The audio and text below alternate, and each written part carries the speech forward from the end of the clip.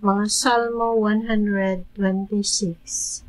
Sa dihang gidala kita sa Ginoo balik sa Jerusalem, ingon og nagdamgo lamang kita, labihan natong katawa og naninggit kita sa kalipay.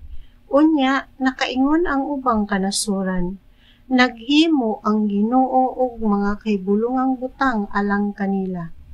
Naghimo gayud ang Ginoo og mga kahibulungang butang alang kanato ug nalipay kita pag-ayo. O Ginoo, ibalik ang among pagkamuswagon, sama nga ang ulan mo patubig pag-usab sa namalang mga sapa sa Negev. Ang nagpugas nga naghilak, mag-ani unta nga malipayon.